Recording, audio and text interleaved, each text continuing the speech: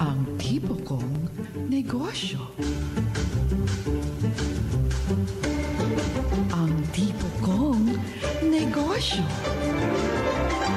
Mahahanap mo rin ang iyong perfect match, ang negosyong magsisilbing inspirasyon sa iyo at makapagpapaunlad ng iyong kabuhayan.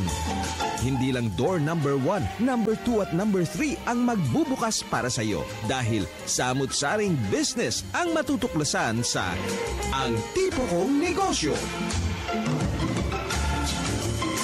Bukas na ba ang tindahan mo? Kasi bumenta ka na sa puso ko. Kung trabaho ko ay isipin ka, malamang, yayaman ako sa kaka-overtime. Miss, saan pwede magpa-register ng business name?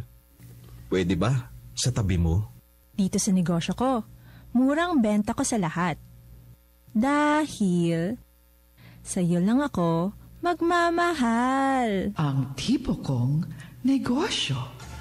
Sina Tess Ramirez at Direktor Telma Dumpit Murillo sa Ang Tipo Kong Negosyo.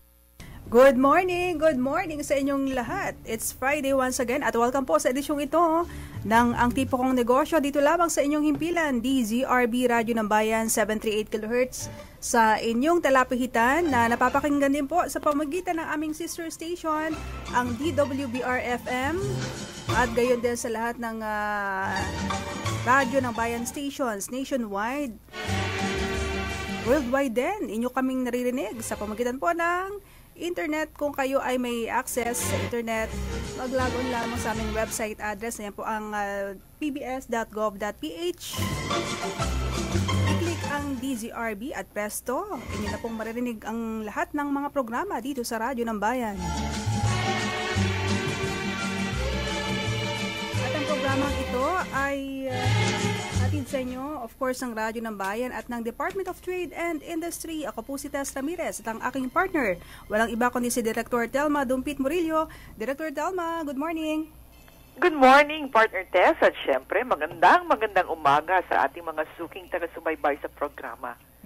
Yan, isang oras na naman po kami at sana po ay samahan ninyo kami hanggang alas 9. At marami na naman tayong pag-uusapan na talaga namang kapupulutan po ninyo ng mga impormasyon na magagamit ninyo sa inyong mga negosyo. Totoo yan. At yung ating mga kakapanaymen this morning, Director Telma, talagang bigatin sa industriya, ha? Talaga naman. Oo. Siyempre gusto natin sa ating programa, ang gine-guest natin yung merong sinasabi. Correct. Di ba? At saka, ang pag-uusapan natin kasi, may kaugnayan sa mangyayaring ASEAN Economic Integration sa 2015. So, papaano ba maaapektuhan yung mga maliliit na negosyante pagdating ng panahon na iyan? Oo, pinaghahandaan natin yan. Meron tayong live guest dito sa studio, Director Telma. Tayo nagagalak at siya'y nakasama natin ngayong umaga, ang bagong elected na President ng Philippine Chamber of Commerce and Industry, si Mr. Alfredo Yao. Sir Yao, good morning po. Magandang maga, Tess. Magandang maga rin, Telma. Yes, nakalimutan mo, partner, na dun sa kanyang introduction, alam mo ba na 2014 MVP Grand Bossing Award yan? Grand Bossing? Oo, wow, Grand naman. Bossing. At saka 2005 Ernst & Young Master Entrepreneur of the Year pa yan. And Most Admired ASEAN Enterprise Award for Innovation. Yan, napakaraming na niyang awards. Talaga namang isa siya sa masasabi nating proudly Philippine-made. Haligi na ng industriya, Director Telma, di ba? Oo. So, Mr. Yao, congratulations for being elected as the new president of the Philippine Chamber of Commerce and Industry. Salamat, Telma. Just call me Fred. Fred lang po tawag sa akin. Napaka-humble, hindi ba, partner? Oo nga. Oo. Now, ngayon kayo po ay nakaupo na dyan sa liderato ng PCCI.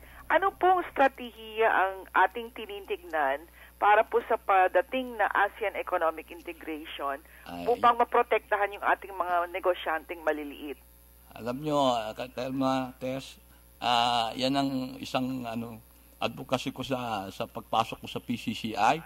Sinasabi ko lagi na hindi pa tayo handa napakasakit pakinggan, ngunit hindi tayo handa sa integration ng ASEAN.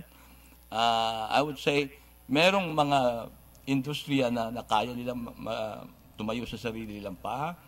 Ngunit doon sa ating mga karamihan, 99% na ating ekonomiya sa small and medium industries. Yun ang nakakatakot na hindi handa sila. That's why meron kami advocacy ngayon sa PCCI. Tinutulungan namin ang SME, gumagawa kami, kinakausap na ang bawat industriya. Kinakausap namin sila, ano ba ang magiging problema, ano ba ang magagawa namin. So tinutulungan namin isa-isa. Sa ngayon, let's say, kahapon pag nakausap ko sa industriya ng mga bakal, sa mga steel bar, tinatanong ko siya, kayo ba, pag dumating itong ASEAN integration sa isang taon, malapit na, kayo ba makakalasabi? Sabi ko, sinasabi ng iba, mataas ang kuryente natin dito. Yun ang unang kinatatakot ko sa mga bakal. Kaya sila yun ang unang tinanong ko. Kayo ba, sabi niya, alam mo, ang kuryente sa amin, mahal, pero hindi yun ang unang problema namin. Ang problema ng mga bakal is the logistic.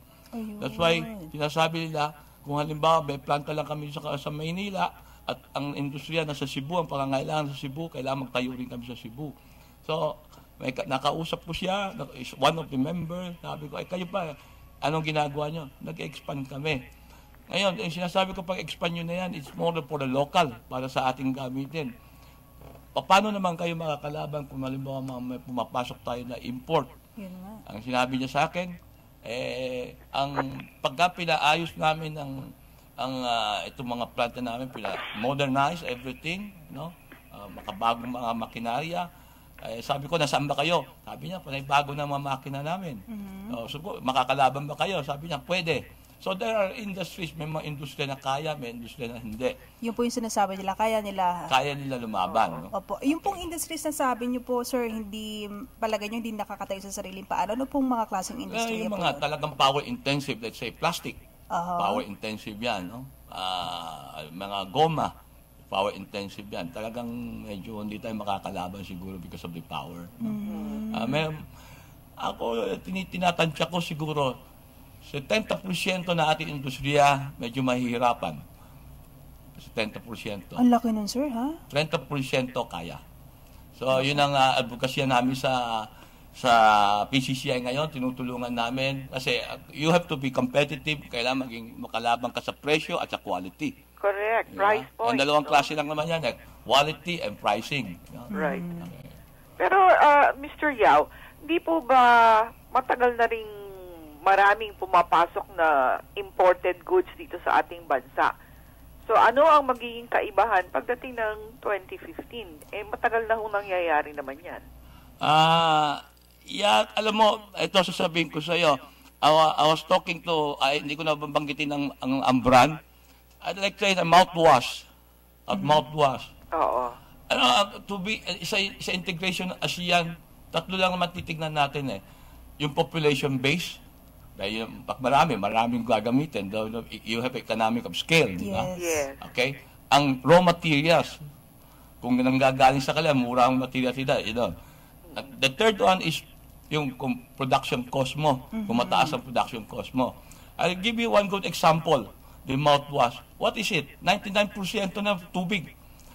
1% siguro, less than 1% active ingredients. Population, we have 100 million. Compared to Indonesia, 250 million. They are a little bigger than us, 1.5 times bigger than us. At pangatlo, production cost. Doon sa industriya ng mouthwash na yan, ano yon? Tubig. So, hindi kaya natin, walang problema. Active ingredient, they have to import it from the mother company from US. So, pare-pareho tayo. Alam mo naman tayo Pilipino, napakalinis sa katawan. We use more than them. Tinignan ko so tatlo, bakit nila ginagawa doon? Bakit nila ini-import doon from the sister company in Indonesia at hindi dito gawin sa atin? Ang sagot sa akin, paano, Mr. Yao? Pagka tayo nag-export doon sa aming sister company, 2 buwan di pa malabas export yung importation nila doon sa kabilang sa Indonesia. Kako dito sa atin, green light ho kami, multinational, 3 araw nalalabas. Yun ang problema. So, hindi level ho ang playing field. That's what I'm saying. There are a lot of problem pa. Marami pa ibang problema. Isa-isahin natin yan. Medyo matagal. Maraming factors na dapat i-consider, di ba? Oo. Kaya lang, sir, ngayon, yung estratehiya talaga natin is yung Buy Pinoy, yung kampanya natin sa Buy Pinoy. Ang hirap po niyan, yung ilan sa ating mga kababayan, talagang mas ginugusto po yung ibang mga produktong mga colonial mentality hindi pa gawa rin. sa atin. That's why, yan ang sinasabi ko namin sa PCCI. Ang magagawa natin, we're knocking on the conscience ng mga stakeholder, ating mga kababayan, tulungan natin. Masabi ko na rin, let's say, ang toothpaste, sa ngayon, ini-import nila sa Thailand. We are bigger in population, we are bigger than Thailand. I think, as far as that brand of toothpaste concerned, they're number 1 here. Bigger than Thailand. Why are they importing it? Yun. That's why we need our persuasion. Yun ang magagawa lang natin tayo stakeholder dito bilang Pilipino. I'm not saying na bilhin lang natin gawan Pilipino. As long as they produce it here, tangkilikin natin. Ayun. Nabanggit po ninyo yung manufacturing, no? Meron ho bang pag-asa na ma-revive ang ating manufacturing sector? Oh, yes. They're coming back. They're coming back now. Garments coming back. Shoes are coming back. Marami pa. Kasi nung araw napunta sa China yan. Now, the production cost of China is terrific. Napakataas. Tumaas na. And bumabalik din sa atin. And nangyari sa malaking baha sa Thailand, mga 2 years ago, everybody want to have a second plan in the region. Mga car na they're coming back. Ang ating pesa punong-puno sa locator, wala na maibigay. Talaga? Coming back, the manufacture is really yun ang backbone natin eh. Backbone ng napakaganda ekonomiya. pala ng picture, ano? Oo. The picture is bright for the Philippines. Yes. We are very optimistic. Bullish kami sa industriya, sa ekonomiya ng Pilipinas. Kaya sir, dapat isaayos kagad yung dapat ayusin, lalo yung packaging, di ba? Oh, yes. Oo. Isa sa mga problema natin yan eh. Ini-import ngayon. Opo. Partner, alam mo ba yung company ni Mr. Yao, nag-umpisa siya sa juice. Pakwento nga natin paano niya inumpisahan yan at gaano kalaki na ito ngayon. O so sir, One di of ba the tinagurian din successful Juice King? Bakit sir kayo tinawag na Juice King? Alam mo, Tesla, hindi naman ako nag-umpisa sa juice eh. Ang hanap buhay ko talaga, 53 years ago, nag-umpisa ako. Packaging talaga. Nabanggit mo kanina yung packaging. Packaging ang hanap buhay ko. Siyempre, alam mo ko, lagi akong yung tenga at mata ko, lagi nakabukas sa pagkakataon. Nagkataon na meron akong nakitang sa juice, doon pumasok ako, history na. Sesto is a history now. So, isang magandang tip yan, partner, para sa ating mga would-be entreps, na you should always be on the lookout for opportunity. Yes, sipag-tiyaga, walang madali dyan. Samantalahin ang pagkakataon. Oh, yes, and then open your eyes and ear for yung mga dumadating na pagkakataon. So, no substitute for hard work. Talagang sinasabi ninyo, Mr. Yao, na pinaghirapan ninyo yan. Oo, yeah. Hindi hirap talagang, luhat, dugo. Okay, so, ano pa po yung iba nating mga tips na maibibigay sa ating pong mga gustong magnegosyo? Dahil kayo ay isang grand bossing. Kailangan nga, sabi ko sa inyo kanina, lagi kailangan medyo walang madali sa hanap buhay. Lahat yan hirap. Magtiyaga tayo, hirap, and then we have to look for opportunities talaga. Kailangan nakabukas lang ang ating mga mata, tenga.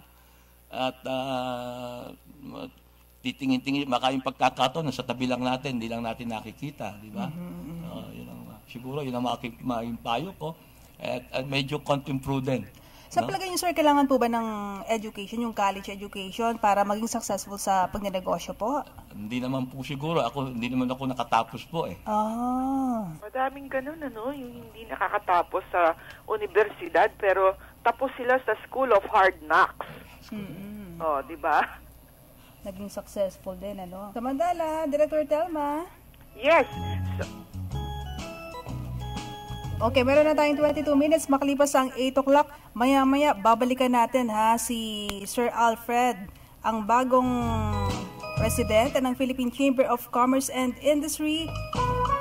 Kasi nasa line na natin ngayon it's Mr. Bill. Guillermo Bill Luz.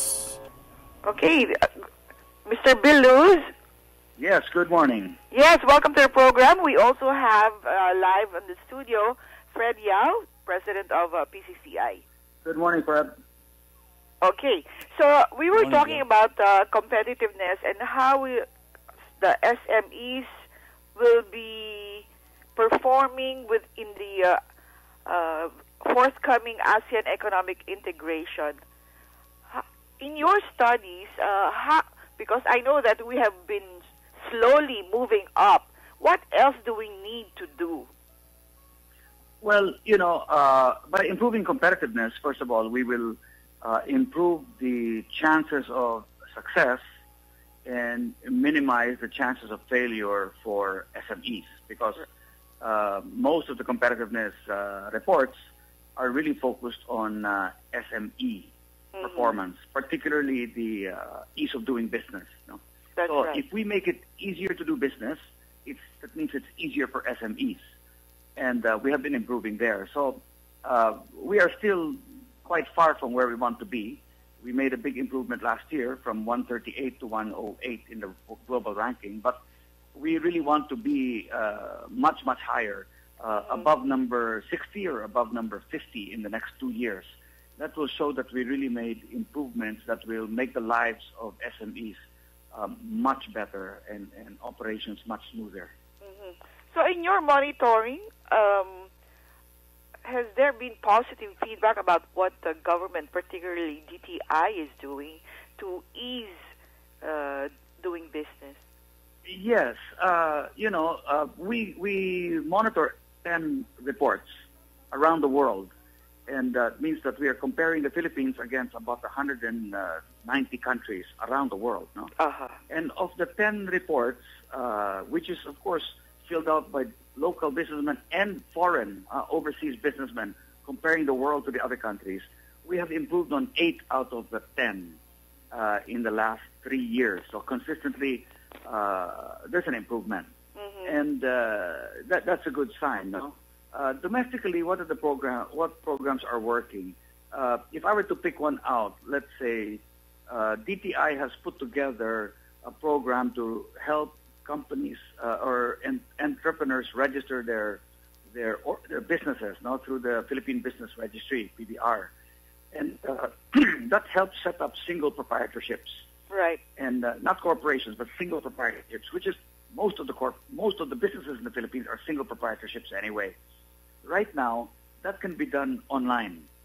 So they don't even have to go to a DTI office. They can actually register online and make a payment online. So, imagine what inconveniences are erased from the process by allowing people to register online. That's one example of an improvement for SME.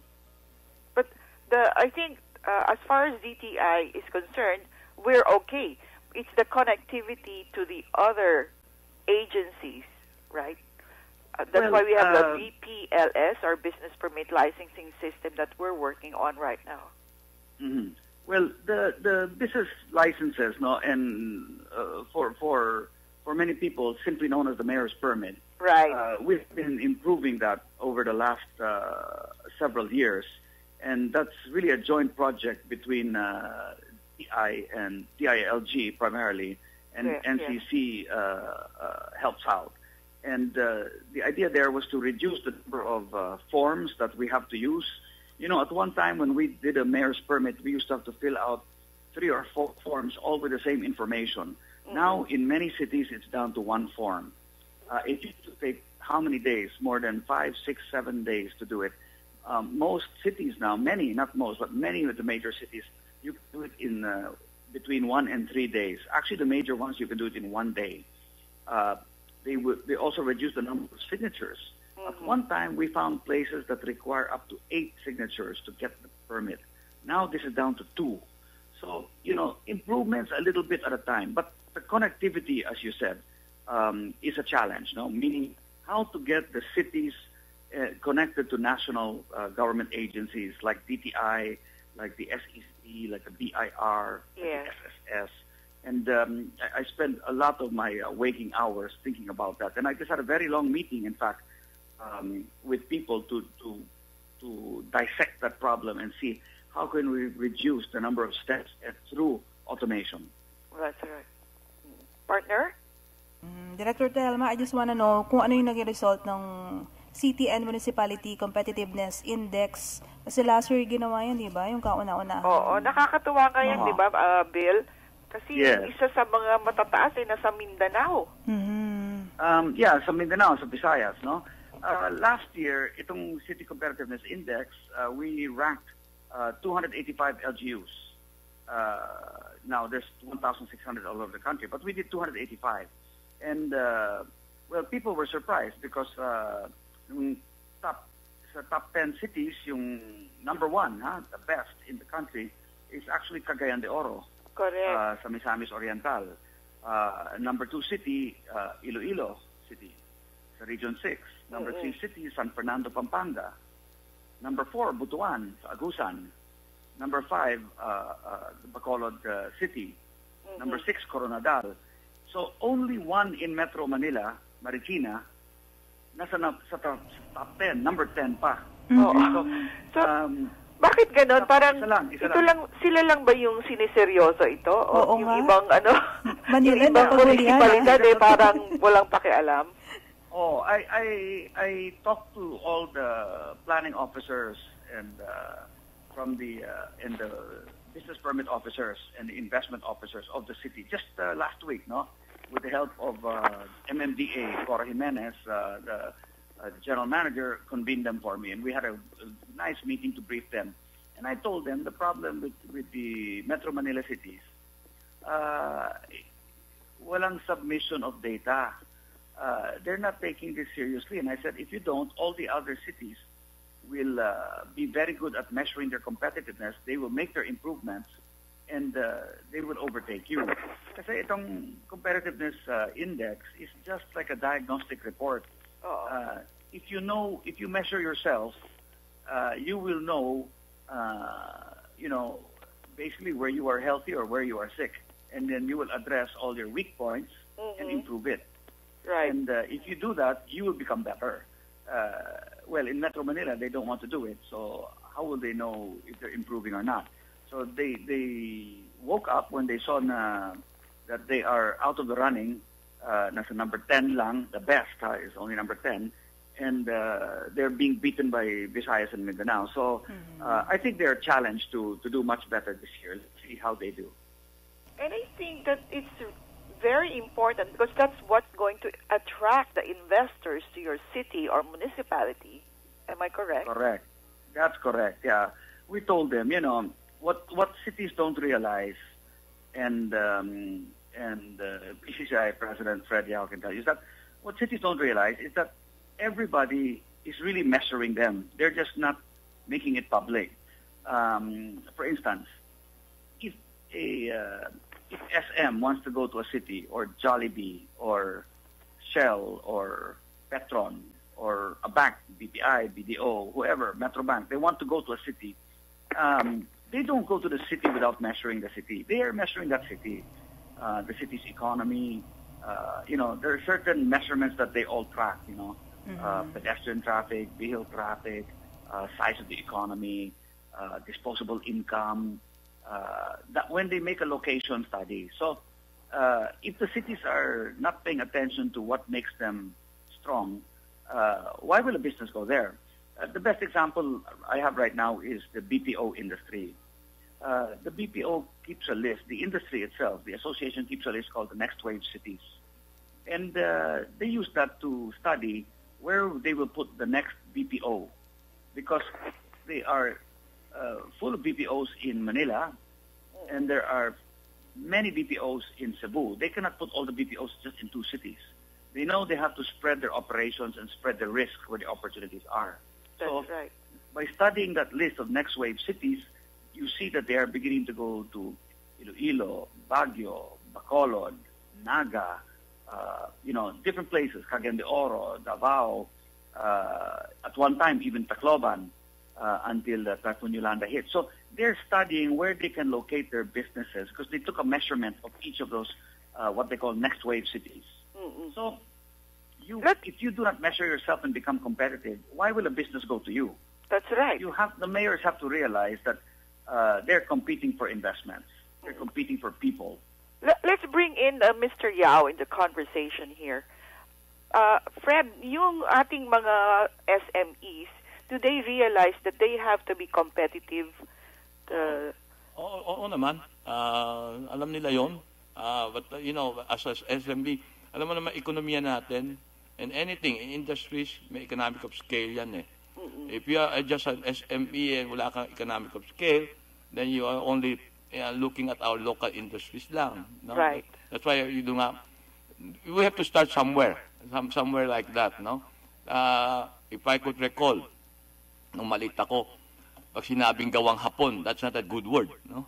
Bad word yun. Gawang hapon, ibig sabihin ng bukas na pag binili mo yung laruan, bukas sira. Oh. They start somewhere. Tayo rin ganon. As SME, doon din sila nag-umpisa. Siguro, tulungan lang natin na buhay yung SME natin. Tulungan natin by sinasabi ko na tangkilikin natin muna yung sarili natin. But sooner or later, they have to graduate from that. Kailangan din makalaban sila sa labas. So, in the future, makapag-export sila, wag lang dito sa atin. Yes. So, importante talaga ang tulungan. At itong Philippine Chamber of Commerce and Industry and yung National Competitiveness Council, I'm sure, talagang nagtutulungan. Yes. Ang pinaka-bottom line naman dyan, at itong sinasabi ni Presidenteng inclusive growth, kasi maganda yung ating ekonomiya, pero bakit ganun na hindi nararamdaman ng ating mga kababayan at yung ating unemployment ay tumataas? Well, itong unemployment, what's happening is that we have so many new jobs as the economy grows. Ang difficulty dito, ang challenge is that we have people, but they are not educated or trained to fit into that new job. They're unskilled. So, kahit maraming tao available, they don't have the skill which matches yung expectation or requirement of the job. So the job becomes unfilled. So imagine kung skilled or trained sila, we can fit them in faster. Remember that every year, siguro mga almost 2 million kids enter the job market every year. If you combine college graduates saka high school graduates who don't go to college, no? Yeah. They stop at high school. So, yung total dyan is about 2 million. The country is generating about roughly just under, at tops, 2 million jobs a year, but actually a little less than that. So, parang patas lang eh. The number is just equal. It's an offset. But that doesn't address the extra people who are already out there in the market looking for a job. That's right. You cannot, expand, and not all the jobs are filled, no? If you take a look at the job listings online or classified, madami. But they're not being filled by people. So all the people who come out, they cannot take up the job. Mm-hmm. Going back to your SME question, Dama, I think to be competitive, if the SMEs were part of a global chain, global supply chain, or what they call a global value chain, for instance, let's say example lang sa auto industry. So auto industry, daming parts. So if you're part of a parts industry feeding into the full car, then you have to be competitive because you're supplying a very high quality piece of a car into the full car, even if you don't build the whole car. No? Right. So imagine if you have many suppliers all feeding into the big car makers and they put the whole car together, then you'll automatically create jobs and be competitive. It's the same for many industries, no? Both service and manufacturing, because there's a global value chain in service also, aviation, tourism, hotels. You're also part of a whole chain of businesses. So that's, I think, the way for SMEs to grow. It's more difficult to be a standalone SME competing in a very big world. Now, very few can do that, but there are outstanding ones. But when you take a look at the vast number of SMEs, dapat they should be part of a global value chain. And with that, we'd like to thank you, Bill, for joining us this morning. Pwede ka na magkape. And Salamat. sa uulitin Salamat. po. Thank you, sir. Okay. Maraming salamat. Yan po mga kaibigan ang Private Sector Co-Chair, National Competitiveness Council, si Mr. Guillermo Bilus. Medyo serious tayo ngayong umaga, yung usapan natin, ano? Oo nga. Pero nandiyan pa ba si Mr. Yao? Nandito pa. Oo. Mr. Yao, yung kanina yung sinasabi natin na inclusive growth, ano naman po ang ginagawa ng PCCI para maramdaman ng ating mga kababayan yung economic growth? Alam mo, Telma? Yes po. Last week lang, I called a meeting with all our mga chambers namin sa Visayas and Mindanao. Kasi yun na lagi sinasabi. Hindi naman, alam mo, problema naman natin, hindi nangyari kahapon at walang solusyon niya na sandali lang masosolve natin. I think President Pinoy is doing his best. The best is, ako sa masasabi ko, he is quite clean. Yun lang masasabi ko. As a good leader like him, dapat tayo naman mamamayan, gumawa din ng sarili nating gawa. Bien, ika nga. No? We have to do our own, yung tawag natin. Diskarte. Yes. Kaya tinawag ko sa Bismin, sinasabi ko sa kanila. That's why nagkaroon kami ng roadmap, gumagawa kami ng roadmap ngayon sa PCCI, how to help bawat industries na SME. Kasi kanya iba-iba problema, hindi natin maupo na isang upuan yan . Iniisa na namin. Kayo sa furniture, anong problema natin? Kayo, anong industry niyo, anong problema? Yun ang ginagawa namin sa kasalukuyan. Importante yun, sir, tinututukan nyo talaga. Ang quality and the pricing, of course, dapat lahat tulungan natin sila. And mukhang maganda. As of now, siguro 8 industries na namimit ko in 2 months' time. And then we're doing some SWOT, no? Kung ano ba tayo, saan ba tayo, ano kailangan nyo, ano kailangan natin, Puspusan talagang coordination. Sir, kasi palapit na nga naman 2015. I want before I step down as the president ng PCCI, mayroon man lamang akong na-contribute sa bayan natin. Dapat naman. Yun ang inyong legacy. Okay, Yeah. balikan natin si Mr. Yao after this very quick break. Huwag po kayong aalis. Mga retiree, disability at death pensioner ng SSS, ACOP na o Annual Confirmation of Pensioners Program. Annual check ito para siguruhing matatanggap ng tamang benepisyaryo ang tamang benepisyo. Paalala, ang bagong ACOP schedule ay birth month na ng SSS member o ng deceased SSS member. Magsadya sa inyong designated depository bank o sa alinmang SSS branch. Tandaan, ACOP o Annual Confirmation of Pensioners Program. Find out more. Go to sss.gov.ph. Mga retiree, disability at death pensioner ng SSS, ACOP na o Annual Confirmation of Pensioners Program.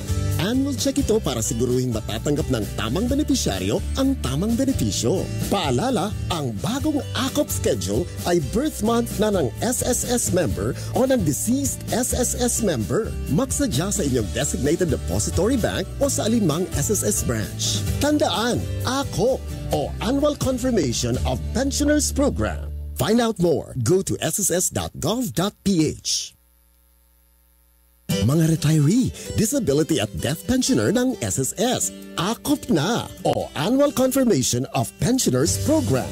Annual check ito para siguruhing matatanggap ng tamang benepisyaryo ang tamang benepisyo. Paalala, ang bagong AKOP schedule ay birth month na ng SSS member o ng deceased SSS member. Magsadya sa inyong designated depository bank o sa alinmang SSS branch. Tandaan, AKOP o Annual Confirmation of Pensioners Program. Find out more. Go to sss.gov.ph. Alamin ang mga local, national at international issues. 738 sa Mega Manila. Mas pinaganda, mas pinalawak, mas pinalakas. Ang bagong radyo ng bayan. Saan mang sulok ng mundo. Tangkilikin natin ang radyo ng Pilipino, ang tinig ng mamamayan. Ito po ang inyong lingkod, Secretary Sunny Coloma, dito sa DZRB, Radyo ng Bayan, 738 kHz. Konektado ka! Pinoy! Konektado ka! Pinoy! Konektado ka! Pinoy! Konektado sa PBA! Konektado pa rin kayo, syempre sa Radyo ng Bayan at sa programang Ang Tipo Kong Negosyo. Sina Direktor Thelma Dumpit Murillo at Tess Ramirez sa Ang Tipo Kong Negosyo. At kami pa rin po ang inyong patuloy na nakakasama, Director Thelma. Yes, at nagbabalik po ang ating programa. Kasama pa rin natin sa ating studio si Mr. Fred Yao, Presidente po ng Philippine Chamber of Commerce and Industry, at partner, nasa linya na natin ang isa pa nating panauhin. Alam mo naman, bukod sa PCCI, katuwang din ng DTI, syempre, kailangan natin yung legislation na tutulong sa ating mga SMEs. Of course. Yan. So, tayo'y mapalad at meron ngayong nakasalang at naipasa na yata itong Go Negosyo Act of 2013. So, tanungin natin ang proponent nito, walang iba kundi si Senator Bam Aquino, ang chair ng Senate Committee on Trade, Commerce, and Entrepreneurship. Good morning, Senator. Good morning, Tess. Mga nakikinig po sa atin, magandang umaga po. Good morning, Si Senator. Thelma po ito, Director Thelma of DTI. Hi, Director Thelma. Good morning po. Yes, welcome po to the program. Ano po itong Go Negosyo Act of 2013? Yes, actually po, no, itong Go Negosyo Act natin po, this is already passed on third reading sa Senado, and we're hoping na yung Congress version po, pampasa na, ginawa po ito para masuportahan ang ating mga entrepreneurs po, no, yung mga gusto pong magsimula ng kanilang negosyo at gustong palakihin ang kanilang negosyo, matutulungan po ng bill na ito. No? Specifically, this creates negosyo centers all over the Philippines po, mga negosyo center po na under DTI, lahat ng municipalities, cities, and provinces para pwede pong meron na pong napupuntahan yung ating mga kababayan na gusto magtayo ng negosyo para po makahingi ng tulong, no? And yung tulong po na nakikita po natin dito, unang-una po yung tinatawag nating ease of doing business o yung pagiging pagkakaroon ng mas madaling panahon at paraan, no, upang makapagpatayo ng negosyo. Kasama po dyan yung lahat ng mga permits ay nandun na po sa negosyo center naka-lodge, no, nakalagay. So parang one-stop shop kung may po siya. tulong po siya. Yes, ma'am? Sorry po. Parang one-stop shop po siya, Senator. Yes, actually kasama po yun, no, yung one-stop shop. But more than that, more than a one-stop shop, meron rin po siyang ibang services na pwedeng ibigay. No? Unang-una po yung pagkuha po ng financing. Yung mga iba't ibang programa po ng gobyerno and of course mga private sector opportunities po natin para makakuha ng financing, pwede rin po makapunta doon. Training na alam mo natin ginagawa rin ng DTI at ng iba't ibang mga NGO at mga eskwelahan, pwede rin po makuha doon. At pangatlo at pinaka-importante po, yung tinatawag dating market linkage or kung meron po kayong produkto na gusto mong palakihin yung merkado at gusto niyo po makipag-link up sa iba pang mga negosyo sa inyong lugar o di kaya sa ibang mga negosyo center sa ibang mga probinsya, meron pong market information para po malink yung mga negosyo po ninyo para mas lumaki yung merkado. So, more than a one-stop shop, kasi po yung dating ng one-stop shop parang sa permits lang, no? It's really a center, no? Kung saan pwede kang kumuha ng tulong. At palagay ko rin po, matagal na rin itong hinahanap ng mga kababayan natin na makakuha po ng akmang tulong para po mas mapalaki at mapalago ang kanilang maliliit na negosyo. Napakaganda po niyang inyong bill na yan. Sana maipasa talaga. Sana nga po. Actually, we're hoping po talaga, no? Kasi alam niyo po, no, sa headlines po natin, laging pinag-uusapan, kakulangan ng trabaho, yung hindi po paggagalaw ng ating mga numero pagdating sa kahirapan. We're hoping po na kapag napasa na po ito, unang-una, it will support more of our micro and small enterprises. At kapag nasuportahan po sila, mas makaka-create po sila ng trabaho para sa ating mga kababayan. At pangalawa, yung pagpapalaki po ng kanilang mga merkado. Palagay ko po ito mahalaga rin dahil currently, kung ikaw ay micro-entrepreneur o small entrepreneur, nahihirapan ka na makalampas sa iyong geographical boundaries, no? Correct. With the right market information and the right support, pwede po talagang may kakayahan tayong mas palakihin ang ating mga negosyo sa tamang tulong at tamang paggabay po. Okay, Senator Bam, bakit po Go Negosyo ang naisip niyong ipangalan sa inyong proposed bill? Kasi di ba may organization na Go Negosyo din po yung name? Yes, ma'am. Actually, pinangalan po namin yung short title, no? Kasi ang mga batas po may long title tsaka short title. Yung short title po nito, pinangalan po namin sa Go Negosyo Group kasi unang-una, well, aside from the fact na kasama po tayo doon, pinagpupugay rin po natin yung kanilang efforts na maisulong ang entrepreneurship sa ating bayan. Kasi kung tutuusin po, ang Go Negosyo, matagal na po silang entrepreneur advocates or champions. Nung hindi pa nga uso yung entrepreneurship doon, nung hindi pa ito masyado uusapan, sila na po yung nauna. Kaya we wanted to honor them and name the bill after them. Kaya tinawag po natin Go Negosyo Act of 2013. Ayun pala. Pero meron po tayo, sir, na Magna Carta for SMEs and BMBE law, di po ba? Paano po ito nagkakatulong-tulong naman sa inyo pong proposed bill? Opo. Actually po, no, the Go Negosyo Act are amendments to both of these laws, no? Ina-amendyahan niya po yung BMB Act at yung Magna Carta for Small and Medium Enterprises, no?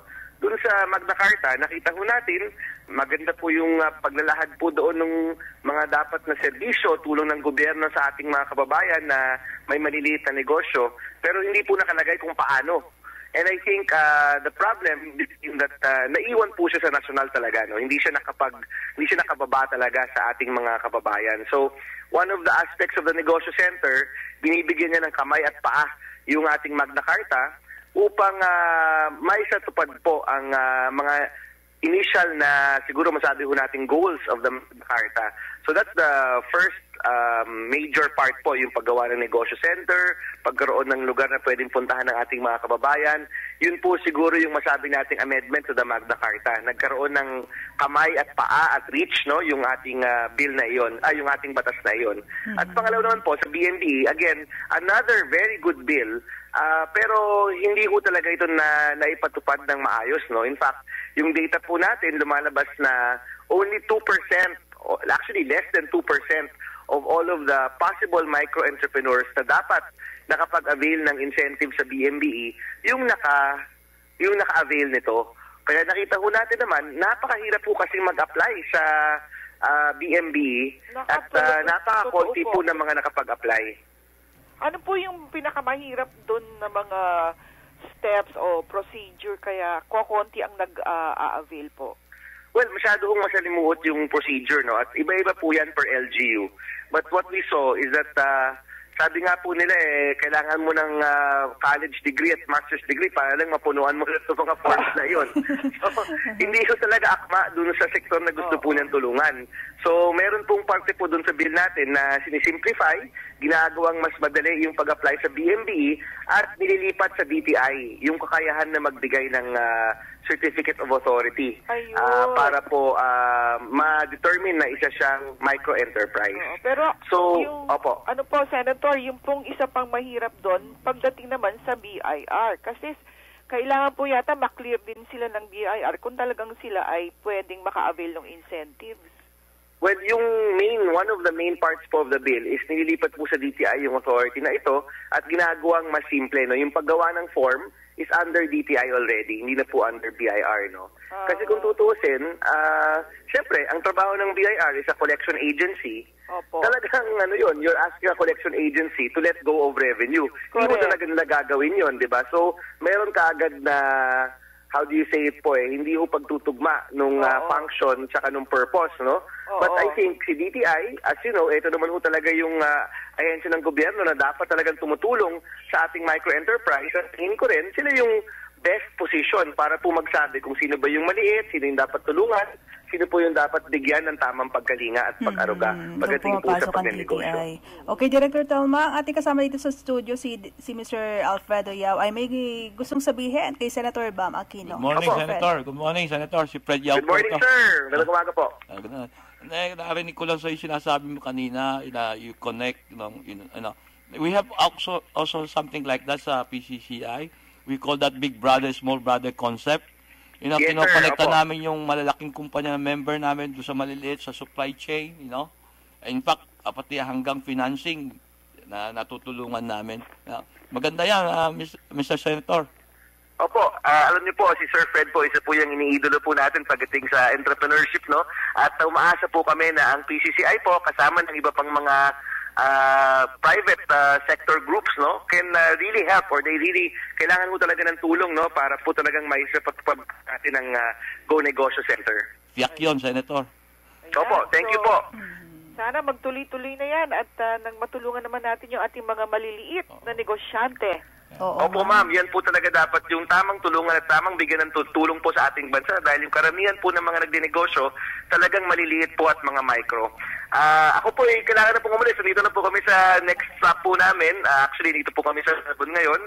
Meron pong groundbreaking ng isang hospital na ako po yung guest kaya kailangan ko na pong bumaba mula sa kotse. But I'd like to thank, of course, the show, si Ms. Tess, si Director Telma, and of course, si Sir Fred, na isa pong partner po ng aming opisina, yung PCCI. Thank you very much po for this opportunity at sana po ipagdasal po natin yung pagpasa ng ating Go Negosyo Bill. Salamat po. Okay, thank you so much din, Senator. Thank you very much, Senator Bam Aquino.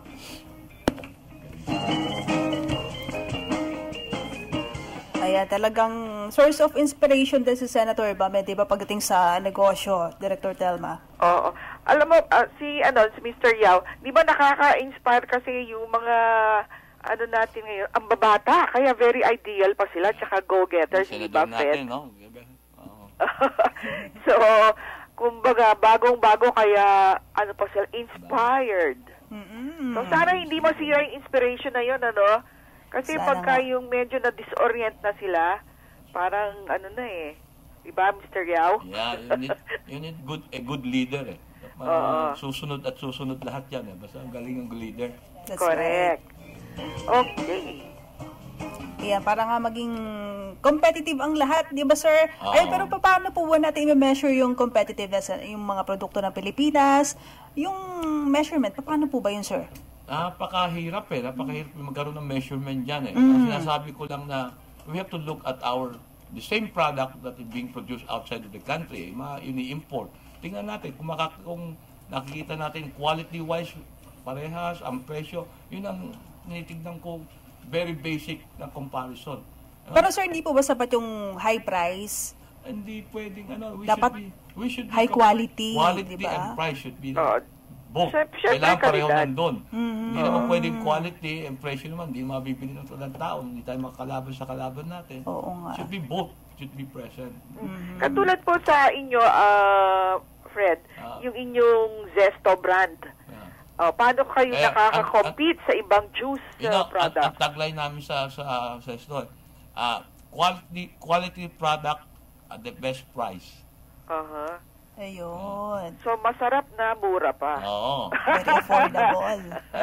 Kailangan talaga, you should be efficient Kailangan efficient At saka yung diba, yung value for money. Value for money, right. And diba? then, Kung ako isang... we keep on improving. Tingnan namin sa labas, dito sa atin, ano ba gusto ng tao, ano bang tumatakbo na, sometimes nagbabago ang produkto Nagkakaroon ng ibang bagay, gusto medyo nasa fruity side, may isa nasa, maraming klase. Kailangan talagang bukas ang mata mo sa pagbabago. Sa changes. Okay, pero nalaman tayong remaining 4 minutes bago mag 9 o'clock, Director Telma. Siguro, kasi gusto kong malaman kung ano yung outlook ng Philippine Chamber of Commerce and Industry sa ekonomiya ng Pilipinas ngayon 2014, sir. Ano po ba yung nakikita nyo? We are very bullish, as I said kanina, Tinitingnan namin sa industriya, sa ekonomiya natin. Ako, I will make a wild, pero pupusta ako, 7 something ang GDP natin. Wow. Above 7. Marami nakipapustahan sa akin, matatalo sila sigurado. Anyway, madugtong ko lang. Kanina sinasabi ko, I'm not only looking at the consumer product, or whatever. Tinitingnan ko, tangkilikin natin even the tourism.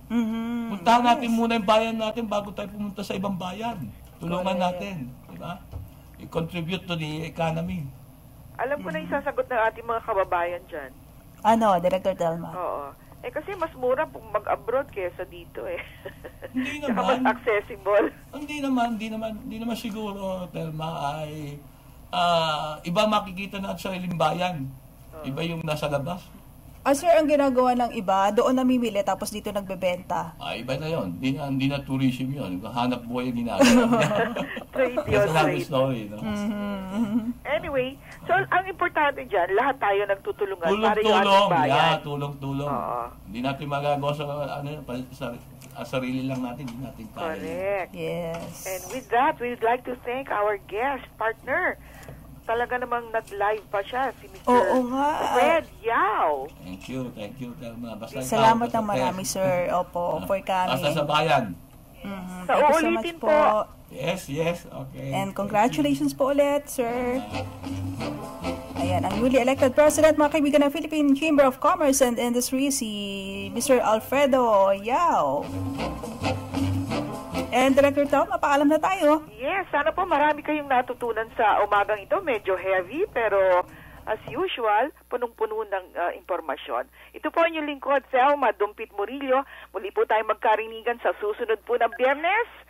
Partner, have a nice weekend. Have a nice weekend. Ako po naman si Tess Ramirez at nagpapasalamat din sa lahat ng aming mga nakaagapay. Thank you, Barela. Thank you, Marjorie. At sa technical side, maraming salamat kay Engineer Rita De Los Santos at Jun Paladan. Until next Friday, para sa another edition ng Ang Tipo Kong Negosyo. Bye!